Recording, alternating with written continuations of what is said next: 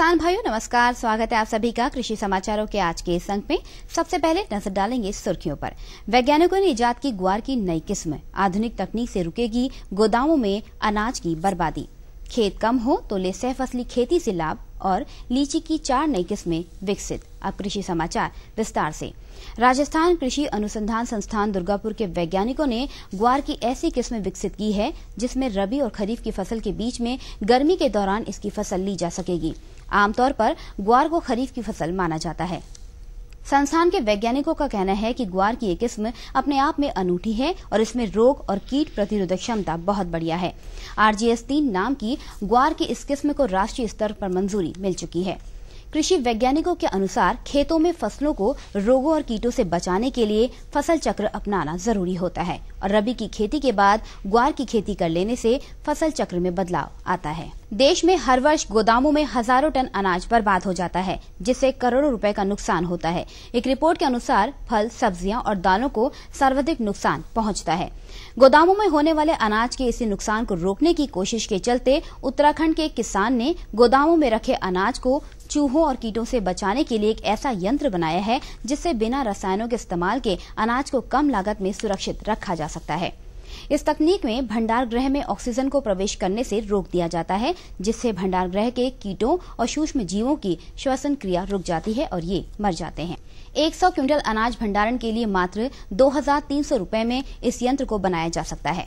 रसायन मुक्त इस यंत्र को अभी छोटे गोदामों के लिए सफल पाया गया है, लेकिन अगर बड़े गोदामों पर इसका प्रयोग सफल रहा तो देश में हजारों टन अनाज को बर्बाद होने से रोका जा सकेगा। कृषि विज्ञान केंद्र के वैज्ञानिकों का कहना है कि छोटी जोत वाले किसान सहफसली विधि से खेती करके दोहरा मुनाफा कमा सकते हैं और इनके वैज्ञानिक लाभ भी ले सकते हैं। किसान अरहर के साथ ज्वार की खेती कर सकते हैं। इससे अरहर में उखटा रोग की संभावना दूर होती है। ज्वार की जड़ों से एक प्रकार का रसायन निकलता है जिससे अरहर में उखटा रोग नहीं लगता है। आलू, चना, मटर, अलसी और मसूर को गन्ने के साथ बोया जा सकता है। इसमें आलू, मटर, चना आदि को मेड़ों के ऊपर लगाते हैं और गन्ने को नालियों में बोया जाता है। गन्ने की दूरी लाइन से लाइन 8 फीट की रखते हैं और पौध से पौध की दूरी 2, 4 या 8 फीट रखी जाती है। स्ट्रॉबेरी की खेती करने वाले किसान स्ट्रॉबेरी के साथ ही मिर्च की खेती भी कर सकते हैं। टमाटर के साथ मेड़ों पर सघन रूप से ज्वार, बाजरा या मक्का लगाने से सफेद मक्खी से काफी छुटकारा मिलता है। ऐसे ही टमाटर के साथ गेंदा की पौध लगाने से मित्र कीटों की बढ़ोतरी होती है जो टमाटर को नुकसान नहीं पहुंचाते। पिछले 17 वर्षों से चल रहे शोध के बाद राष्ट्रीय लीची अनुसंधान केंद्र पंतनगर, मुशहरी और रांची के वैज्ञानिकों ने लीची की 4 नई किस्में विकसित की हैं, जिन्हें वंशदासु, कंसबा, योगदा और लौगान नाम दिया गया है। अभी तक लीची की शाही और चाइना नाम की 2 किस्में ही थी। 34-35 ग्राम के वजन वाली वंशदासु लीची की फसल मध्यम मौसम में ली जा सकेगी। इसमें गूदा की मात्रा 85% तक होगी। वहीं योगदा एक लेट वैरायटी लीची जो कि 17-18 ग्राम वजनी होगी। इसमें बीजों का आकार काफी छोटा होगा। कंसबा लीची भी एक लेट वैरायटी वाली लीची है जिसमें 40 ग्राम के लगभग वजन होगा। लौगान लीची चारों किस्मों में सबसे मीठी लीची है और इसका वजन 12 ग्राम के आसपास होगा। किसान भाइयों, कृषि समाचारों के बाद आइए जानकारी लेते हैं औसत मंडी भावों की।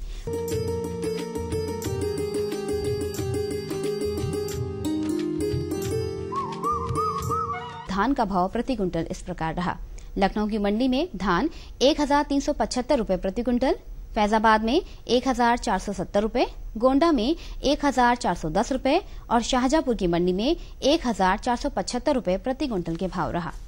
चावल लखनऊ की मंडी में 2210 रुपए प्रति क्विंटल, फैजाबाद में 2215 रुपए, गोंडा में 2120 रुपए और शाहजहांपुर की मंडी में 2340 रुपए प्रति क्विंटल के भाव बिका। गेहूं लखनऊ की मंडी में 1890 रुपए प्रति क्विंटल, फैजाबाद में 1880 रुपए, गोंडा में 1680 रुपए और शाहजहांपुर में 1910 रुपए प्रति क्विंटल के भाव रहा। मसूर लखनऊ की मंडी में 6325 रुपए प्रति क्विंटल, फैजाबाद में 6300 रुपए, गोंडा में 6600 रुपए और शाहजहांपुर की मंडी में 6970 रुपए प्रति क्विंटल के भाव बिका। चना लखनऊ की मंडी में 8100 रुपए प्रति क्विंटल, फैजाबाद में 8000 रुपए, गोंडा में 9530 रुपए और शाहजहांपुर की मंडी में 8900 रुपए प्रति क्विंटल के भाव बिका। गुड़ लखनऊ की मंडी में 3,100 रुपए प्रति क्विंटल, फैजाबाद में 3,300 रुपए, गोंडा में 3,420 रुपए और शाहजहांपुर की मंडी में 2,700 रुपए प्रति क्विंटल के भाव रहा। आलू लखनऊ की मंडी में 525 रुपए प्रति क्विंटल, फैजाबाद में 500 रुपए, गोंडा में 510 रुपए, शाहजहांपुर में 500 रुपए प्रति क्विंटल के भाव रहा। टमाटर लखनऊ की मंडी में 400 रुपए प्रति क्विंटल, फैजाबाद में 570 रुपए, गोंडा में 780 रुपए और शाहजहांपुर की मंडी में 600 रुपए प्रति क्विंटल के भाव बिका। प्याज लखनऊ की मंडी में 930 रुपए प्रति क्विंटल, फैजाबाद में 950 रुपए, गोंडा में 980 रुपए और शाहजहांपुर में 770 रुपए प्रति क्विंटल के भाव रहा। बैगन लखनऊ की मंडी में 750 रुपए प्रति क्विंटल, फैजाबाद में 1,300 रुपए, गोंडा में 1,250 रुपए और शाहजहांपुर की मंडी में 600 रुपए प्रति क्विंटल के भाव रहा। तो किसान भाइयों, ये थे आज के कृषि समाचार और औसत मंडी भाव। अगले अंक में हम फिर आपके लिए लेकर आएंगे कृषि जगत से जुड़ी नई नई जानकारियां। तब तक के लिए मुझे दीजिए अनुमति। नमस्कार।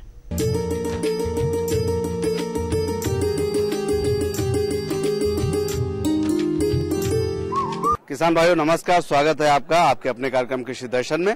किसान भाइयों, हम आपको नवीनतम जानकारियां तो देते ही रहते हैं खेती की, और इसके लिए अपने विशेषज्ञों के साथ ही हम किसान मेलों का भी भ्रमण करते हैं। और इसी क्रम को आज आगे बढ़ाते हुए हम केंद्रीय औषधीय सगंध पौधा संस्थान यानी सीमैप में आयोजित किसान मेले में हैं। आइए जानकारी लेते हैं क्या नवीनतम तकनीकी है और हमारे किसान भाई कौन कौन से फायदे ले रहे हैं इस किसान मेले में। CSIR द्वारा लखनऊ स्थित कैंपस में एक दिवसीय किसान मेले का आयोजन किया गया। बताते चले कि इस मेले का आयोजन पिछले 13 वर्षों से लगातार होता आ रहा है। इस अवसर पर बड़ी संख्या में वरिष्ठ वैज्ञानिक, अधिकारीगण एवं उद्योगों के प्रतिनिधियों के अलावा किसान भी उपस्थित रहे। इस मेले के मुख्य अतिथि डॉक्टर पंजाब सिंह ने अपने संबोधन में कहा, कई लोग थे जिस समय सवाल आता था कि इतने बड़े देश को कौन खिलाएगा, और हर बार यही जवाब दिया गया, जो भी रहा हो उस समय, जैसे भी रहा हो, कि हजारों लाखों करोड़ों किसान जो हमारे देश में हैं वो इस देश को खिलाएंगे और इस देश को बचाएंगे। और तब से लेके आज तक जो देखेंगे, आज जब हम 5 करोड़ टन पैदा करते थे, आज हम 275 मिलियन टन, 6 गुना करीब प्रोडक्शन बढ़ाए हैं। न केवल हम अपने लोगों को खिला रहे हैं, बल्कि हम एक बहुत बड़ा देश जो आज सामान बाहर भेज रहा है। तो हम कहने का मेरा सिर्फ अभिप्राय ये है कि साइंटिस्ट, विशेषकर किसान भाई जो हमारे यहाँ सामने बैठे हुए हैं, इन्होंने इस देश को बचाया और बचाते रहे हैं। और आज नतीजा ये है कि जो हम मांगते थे, उसे हमें कहा जाता है कि जैसे शिप से वो गेहूँ उतरता था, लोग दौड़ते थे जैसे भूखे दौड़ते हैं, और कोई नहीं पूछता था गेहूँ सड़ा है या कटा है या बर्बाद है, सिर्फ ये देखते थे क्या मिल गया। लेकिन आज हम क्वालिटी भी देख रहे हैं, आज हम खरीद रहे हैं, हमको अवेलेबल है। ये न सिर्फ चावल और गेहूँ, बल्कि फलों में भी, दूध में, मछली में। तो एक बहुत बड़ा अनपैरेलल ग्रोथ जिसे हम कहते हैं विश्व में, इंडिया ने किया है, जिसके लिए हम आप सब वी ऑल फील प्राउड। हम सब एक अपने को गौरवशाली महसूस करते हैं। ये सारा पॉसिबल हो सका है सिर्फ किसानों की मेहनत से, इसमें कोई शक नहीं।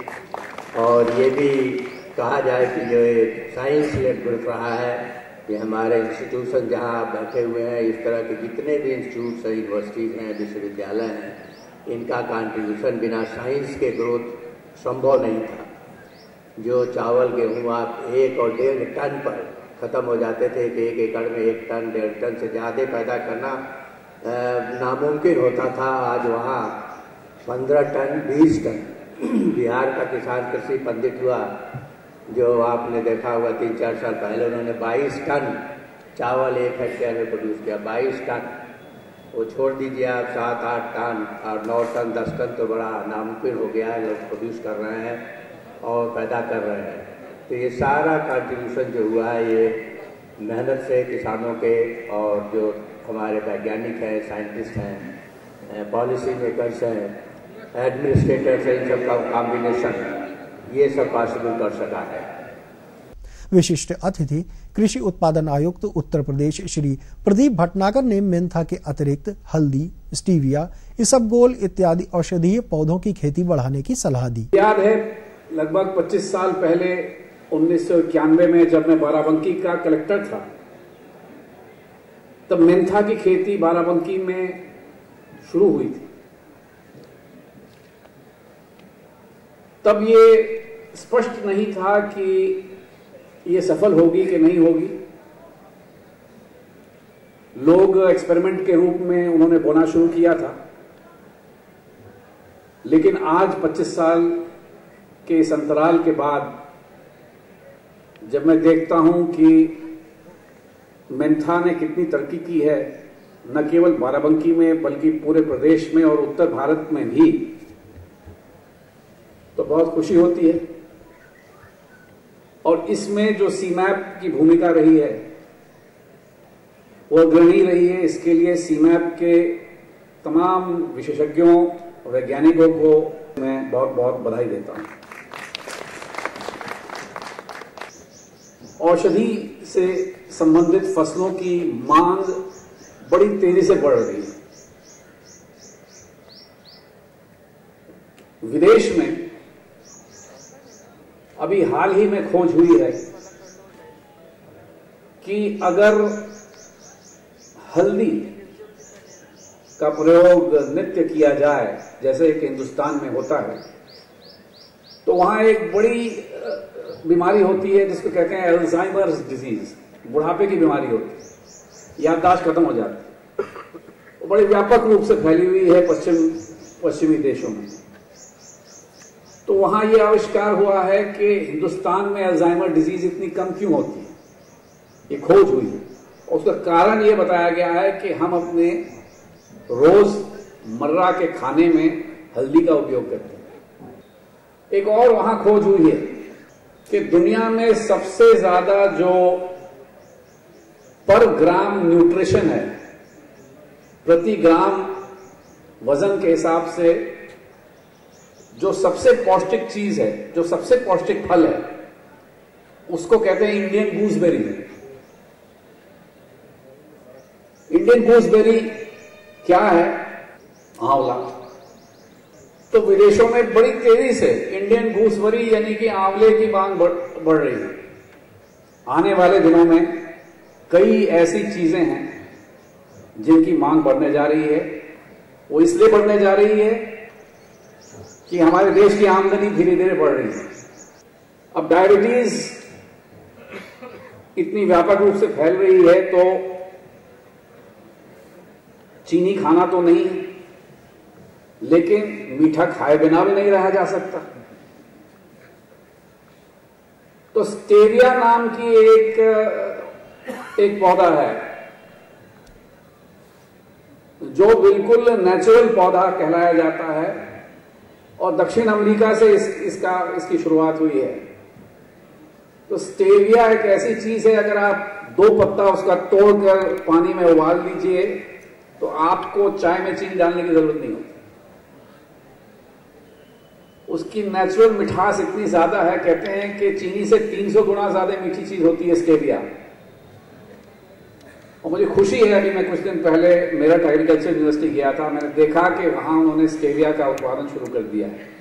प्रकाशित स्मारिका औस ज्ञान्या भी किसानों के लाभार्थ जारी की गई तथा इस अवसर पर तुलसी की एक उन्नत प्रजाति का विमोचन मुख्य अतिथि द्वारा किया गया तथा किसान मेला में औषधीय एवं सगंध पौधों का भी प्रदर्शन किया गया।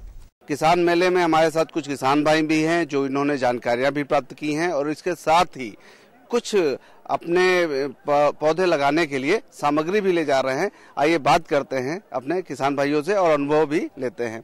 आप कहाँ से आए हैं? मैं देवा शरीफ बाराबंकी से आया हूँ। मेरा गांव हाजी काजीपुर यही देवा से 4 किलोमीटर पश्चिम पड़ता है। अच्छा, तो क्या आप जड़ी बूटियों की खेती कर रहे हैं सीमैप के साथ जुड़ के? जी 3 साल से पीछे मैं बराबर मेंथा की जड़ ले जाता हूँ और बराबर इससे लाभ मिलता है। अच्छा। तो इस समय औषधि पौधों में कौन कौन सी फसल ले रहे हैं? बस वैसे तो मैं सिर्फ मेंथा का ही काम करता हूँ और वैसे बाद में आलू का काम है। लेकिन मेंथा का काम बहुत दिन से कर रहा हूँ, करीब 20 साल से पीछे। आपका शुभ नाम क्या है? राम सजीवन वर्मा सर। कहाँ से हैं? बाराबंकी, डिस्ट्रिक्ट बाराबंकी, और ग्राम कारी भेटा पड़ता है, तहसील फतेहपुर, विकास खंड। कौन कौन सी खेती कर रहे हैं इस समय? फसल कौन कौन सी आपके पास? पेपरमेंट, आलू, धान, 3 फसलें होती हैं। पेपरमेंट, आलू, धान। तो यहाँ आप सीमा पाए हैं, यहाँ से कुछ आप नई खेती करेंगे अपने यहाँ क्या? अब वो देख रहे हैं फिलहाल, जो है जैसा कुछ देखेंगे उस हिसाब से जो है। फिलहाल के लिए तो पेपरमेंट की जड़ के लिए आए हैं। किसान भाइयों, हमारे साथ कुछ महिला किसान बहनें भी हैं जो प्रगतिशील किसान हैं और आज किसान मेले में आई हैं सीमैप में, और कुछ नई जानकारियां भी ले रही हैं। इसके साथ ही खेतों में उगाने के लिए पौध सामग्री भी ले रहे हैं। यही बात करते हैं इनसे। आपका शुभ नाम क्या है? मेरा नाम मनोज कुमारी है जी। कहाँ से आप आई हैं मेला में? मेरा घर निबाह बाराबंकी, पूरे डलई से। क्या कर रही हैं खेती में इस समय? मैं जो खेती कर रही हूँ इस समय, अभी तो मान लीजिए कि गेहूँ बुआई कराए हैं, वो 0 टिलेज से है। कुछ मेंथा या कोई जड़ी बूटी की खेती भी कर रही हैं? जी, मेंथा की खेती तो कर रहे हैं। मेंथा की जड़ अभी जड़ खरीदे हैं, तुरंत जड़ लेके जाएंगे तो मेंथा की जड़ करके जो पौधा तैयार करके फिर उसको जो है करेंगे मेंथा। जो हम धान गेहूं की फसल हमारे किसान भाई करते हैं, और खास तौर से महिला जो हमारी बहनें हैं बहुत कम खेती के क्षेत्र में हैं, तो उनसे हमारी जड़ी बूटी खेती कैसे अलग है? सर, जो मेंथा की खेती कर रहे हैं वो पहली बात तो हम लाइन से कर रहे हैं, लाइन से लगवा रहे हैं। दूसरी बात उसमें जो पूसा हाइड्रोजल डलवा रहे हैं। पूसा हाइड्रोजल से जो है उसमें जो है तेल की बढ़ोतरी होती है और उसमें 2 पानी की बचत होती है, 2 पानी बचेगा। आपका परिचय जानना चाहेंगे, आप कहाँ से हैं और क्या नाम है आपका? मेरा नाम राजकुमारी है, बाराबंकी से हैं। हम भी खेती का काम कर रहे हैं और इस समय तो हम प्याज की खेती कर रहे हैं। कुछ यहाँ से जानकारी ली आपने? कुछ पौध सामग्री ली आपने क्या? हाँ, और मैं यहाँ मेंथा की जड़ भी लिए हैं यहाँ मेले में आकर के, और इसके अपने यहाँ नर्सरी डालेंगे और फिर रोपाई करेंगे कि देखेंगे कैसे यहाँ की वो है। जब मेंथा से तेल निकालने के लिए क्या आपने कोई यूनिट लगाई है या फिर सामूहिक तौर पर कुछ काम करती हैं? हाँ, हम सामूहिक तौर से काम करते हैं। हाँ, गांव की और जो महिलाएं उनका समूह बना के कुछ करते हैं? समूह बना करके हम समूह की और महिलाओं को भी खेती कराते हैं। हाँ, वो नई तकनीकी बता करके उसी माध्यम से हम उनसे करवाते हैं। आपका परिचय जानना चाहेंगे? मेरा नाम अंकिता सिंह है, ब्लॉक पुरेडली बाराबंकी से हूँ। मैं भी खेती किसानी के काम करती हूँ और जो है ग्रुप बनाई हूँ और महिलाओं को भी काम करवाती हूँ। उसमें कई सारी महिलाएं खेती का काम करती हैं। मेला में आकर क्या आपको लगता है कि नया कुछ देखा है गांव की खेती से अलग, और क्या हम तकनीकी ले जाके लोगों को सिखा सकते हैं? जी, इसमें ये है, इसमें तो एक जड़ है कि जो है बहुत अच्छी मिलती है, उसमें काफ़ी तेल भी ज़्यादा निकलता है और उसमें किसानों को बताएंगे कि यहाँ पे अच्छा जड़ मिलता है और विकास भी ज़्यादा होता है तेल वगैरह। और यहाँ पे और ढेर सारी खेती देखे हैं जिसमें काफ़ी मुझे लाभ नज़र आया है। प्लस जो है एक क्योंकि जेल आता है जिसको पूसा हाइड्रोजेल के नाम से हम लोग जानते हैं, उसको डालने से 3 या 4 पानी की बचत होती है, प्लस जो है तेल भी बढ़ता है। जी, आजकल लोग कहते हैं कि खेती में बहुत ज्यादा फायदा नहीं हो रहा है, लेकिन हमारे जागरूक किसान भाई बढ़ रहे हैं, महिलाएं भी बढ़ रही हैं, खेती कर रही हैं। क्या आपको लगता है खेती को नई तकनीकी से फायदा और बढ़ाया जा सकता है? जी, बहुत अच्छे से। अगर हम लोग नई तकनीक से खेती करेंगे तो बहुत उसमें फायदा होगा। और जो पुराने किसान कर रहे थे उसमें वो जागरूक आज की नई तकनीक से ज्यादा जागरूक नहीं है। हम लोग दिलाते हैं, उनको जागरूक करते हैं। इसमें बहुत ज्यादा, उसमें लागत भी कम लगता है, प्लस जो है पैदावार भी अधिक होता है। कहाँ से आप आए हैं, आपका परिचय जानना चाहेंगे?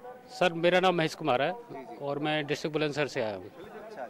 बुलंदशहर से आप आए हैं, तो आपको कैसे जानकारी मिली कि सीमैप में मेला हो रहा है किसान का? ये सर अखबार में निकला था 15 जनवरी के में कि आप पहले बुकिंग कराएं तो आपको 10 किलो जड़ का पैसा जो है वो आपको और सबसे पहले दे दिया जाएगा।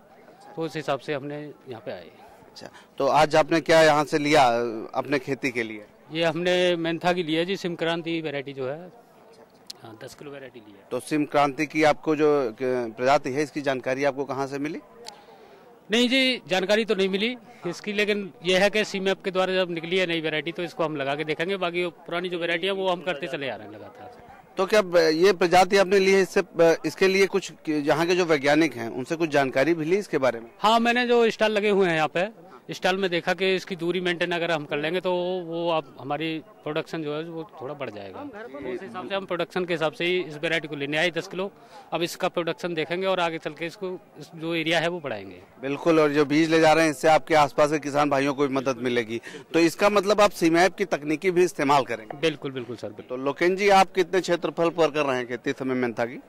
20 बीघा 25 बीघा करीब कर रहे हैं साहब। सीमैप में मेला या कोई भी कृषि विश्वविद्यालय मेला लगाता है किसानों का, क्या उसमें लगातार जाते रहते हैं? नहीं, पहली बार जानकारी मिली, ये 15 जनवरी को पेपर में निकाली, उस वजह से हम यहाँ की जानकारी पे आए। तो आपने बीज तो ले लिया है मेंथा का, और क्या नई जानकारियाँ कुछ मिली मेला में? जानकारी जैसे वहाँ पर डॉक्टर वगैरह सभी वैज्ञानिक लोग बता रहे, वो समझ में आई है और अच्छी बात बताई उन्होंने। आपका कहाँ से आए हैं? जी सर, मैं बाराबंकी डिस्ट्रिक्ट का रहने वाला हूँ।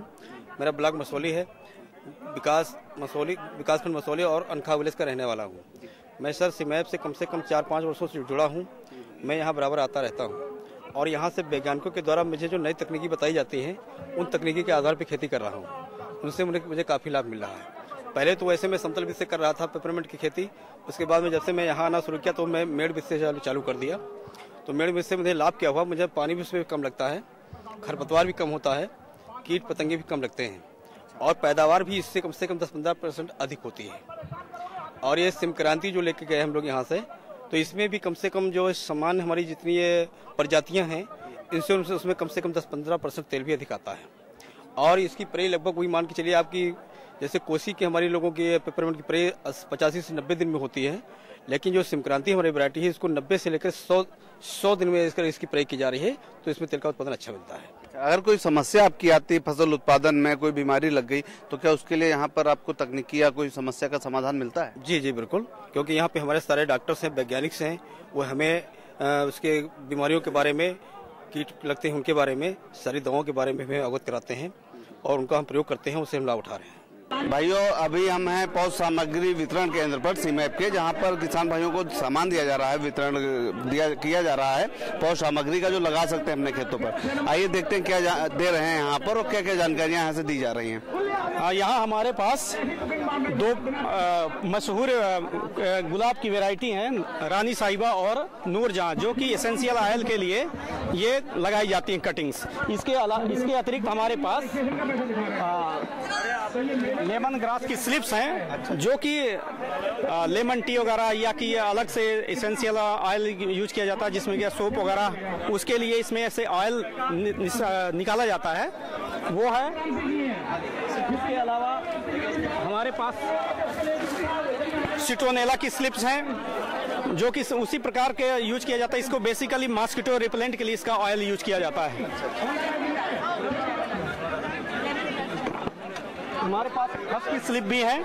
खस का जो रूट होता है वो काफ़ी अच्छा ऑयल निकाला जाता है, जिसकी फिक्सेटिव भी प्रॉपर्टी होती है ना। इसके अलावा इसका बहुत से डेकोरेटिव उसकी जड़ों से बनाया जा सकता है, डेकोरेटिव मटेरियल बनाए जा सकते हैं। विशेषकर इसका ऑयल के लिए ही रूट का यूज किया जाता है। इसके अलावा हमारे पास कुछ ये बीज के सामग्री है। किस चीज़ का बीज है ये? अश्वगंधा, ये इसमें पामारोजा का सीड है। इसके अलावा हमारे पास अश्वगंधा, इसके अलावा सतावर, तुलसी और पामारोजा, ईसबगोल के भी बीज यहाँ उपलब्ध हैं, जो कि किसान भाई ले सकते हैं। इसके अलावा हमारे पास जैसे कि आप देख रहे हैं ढेर सारे अश्वगंधा, जिरेनियम, कालमेघ और ब्रह्मी, एलोवेरा और सर्पगंधा, इस प्रकार के कई पौधे हैं जो कि हम किसान भाइयों को उचित दाम पे प्रोवाइड कर रहे हैं। इसके अलावा भी इस किसान मेले के अतिरिक्त टाइम में भी यदि आकर किसान भाई संपर्क करें तो उसके लिए भी सुविधा है। तो जो आपके पास सामग्री है किसान भाई लेना चाहते हैं, इसके लिए क्या प्रक्रिया है, कैसे प्राप्त कर सकते हैं? या यदि यह स्टॉल पे तो डायरेक्ट हम लोग एक नॉमिनल रेट पे प्रोवाइड कर रहे हैं, तुरंत डिलीवरी भी दे रहे हैं। लेकिन इस अतिरिक्त समय में यदि मेले के अलावा लेना है तो हमको बाहर से ही है एक मतलब काउंटर है, जिसपे वो पैसे कुछ जमा करें और अपना सामान ले सकते हैं जो चाहें।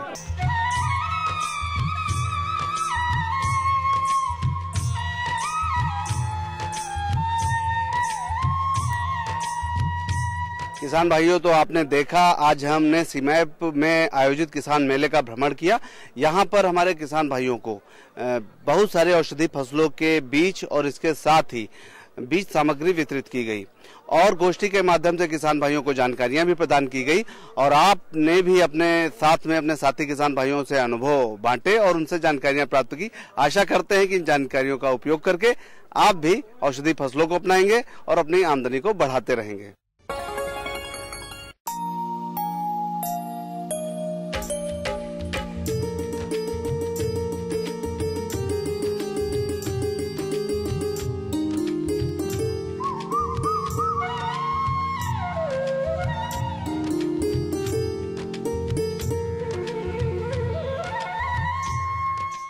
खेती की जानकारी के बाद प्रस्तुत है मौसम समाचार। मौसम में पिछले दिनों तेजी से बदलाव देखने को मिला। पश्चिमी विक्षोभ के सक्रिय होने से ठंड और भी बढ़ा दी है। आने वाले दिनों में संभावना है कि अधिकतम औसत तापमान लगभग 24 से 27 डिग्री रहेगा, वहीं न्यूनतम तापमान औसत रूप से 9 से 13 डिग्री सेल्सियस रहने की संभावना है। इस दौरान हवाएं औसतन 10 से 15 किलोमीटर प्रति घंटे की गति से चलने की उम्मीद है। तो किसान भाइयों, ये थे मौसम समाचार। कुछ और नई जानकारियों के साथ हम फिर मिलेंगे अगले अंक में। तब तक के लिए दीजिए अनुमति।